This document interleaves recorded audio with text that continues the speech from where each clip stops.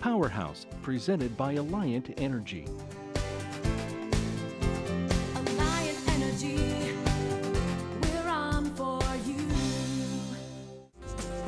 Welcome back to Powerhouse. If you're like most homeowners, you probably don't have extra money lying around to buy a new refrigerator. But sooner or later, each of the major appliances currently humming away in your kitchen will stop working, and it's usually at the most inconvenient time. However, you can delay the inevitable and help your appliances operate more efficiently by following some of the simple, low-cost or no-cost maintenance tips that we're going to show you today. Let's start over at the dishwasher. Here's a suggestion you may not have heard. Before you start your dishwasher, turn on the tap and run the hot water in the sink near the dishwasher. This will help ensure that the water during the first wash cycle is at or near the desired temperature of 120 degrees. If the water isn't at least 60 degrees, the dishwashing soap won't dissolve and your dishes won't be clean. Now, inside the dishwasher, make sure you repair any cut or chipped plastic coating on racks to prevent rust. If you already have rust, you can use steel wool to remove it and then cap the damaged rack tines with slip-on rubber tips. You can also get a rack or tine repair kit from the manufacturer. These usually run around $9. Every 6 months, lift out the strainer and clean it with warm, soapy water and a soft plastic scrub pad. It's very easy to do.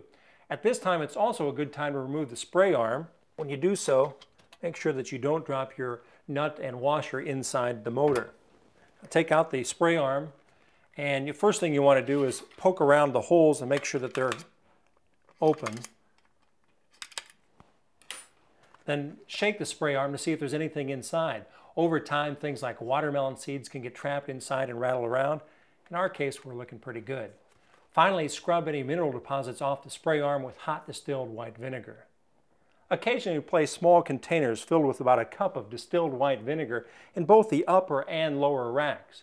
When you run a regular wash cycle, the vinegar will be dispersed and help dissolve any minerals and soap residue that is accumulated in the dishwasher, especially at the hinges where rust buildup often occurs. And don't forget your range.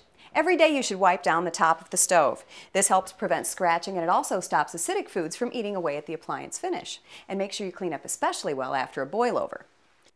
At least 4 times a year, run the self-cleaning cycle in your oven. You'll want to remove the oven racks before you do this, since they discolor at high temperatures. Now, manually clean around the door and the gasket first. These areas don't usually receive enough heat during the self-cleaning cycle to thoroughly burn off the grease and the splatters, and the minimum length of the cycle should be at least 2.5 hours.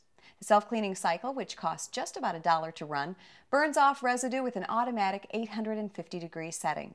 After the cycle is complete and the oven is cooled, just wipe out any ashes with a clean, wet rag. You might want to think about running the self-cleaning cycle at night, when kids won't get near the hot stove and you won't notice the odor as much. Once a year, inspect the oven door gasket. It should be soft and pliable. If it's hard, it may be leaking heat, which puts a strain on the heating element in electric ovens, and it affects the overall performance, and it costs you energy dollars. If your gasket is held on with screws and clips, just simply replace it. However, most ovens require disassembling the door to replace the gasket, so you might want to call a technician to handle this. If you have a gas stove and you need to unclog the burner ports, use a needle or a straight pin. Don't use a toothpick because it can break off in the ports. If you have a gas range with a pilot light, inspect the flame. It should be a sharp blue cone shape that's 1/4 of an inch to 3/8 of an inch high. Now let's move on to your refrigerator. Did you know your refrigerator uses more energy than any other major appliance? So it really pays to take care of it and make sure it operates efficiently. If your refrigerator has an energy saver setting, use it.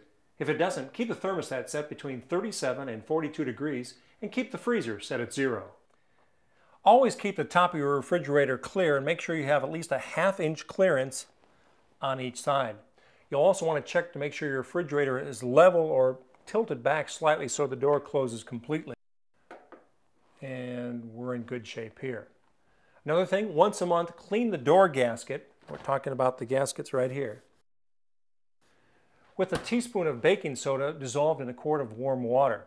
Besides cleaning the gasket, this will also keep it soft and pliable. A leaky gasket wastes energy and shortens the life of your compressor. To check yours, here's a real simple test. Take a dollar bill, close the refrigerator door on the dollar bill, and then pull it out. You can try this a couple different places. If it slides out that easily, you really ought to replace your gaskets, which run about $60. To do this, you peel back the gasket enough to loosen the retainer strip screws and then simply slip a new one in place.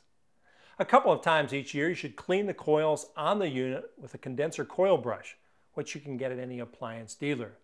The coils are usually behind the snap-out grill at the front bottom of the unit. On older models, they're located at the back and they could be partially covered by cardboard. Before cleaning, unplug the unit so you don't strike the moving fan. Even when the unit is unplugged, try not to disturb the insulation or the fan blades. If you have pets, you should clean the coils 4 times a year to remove pet hair.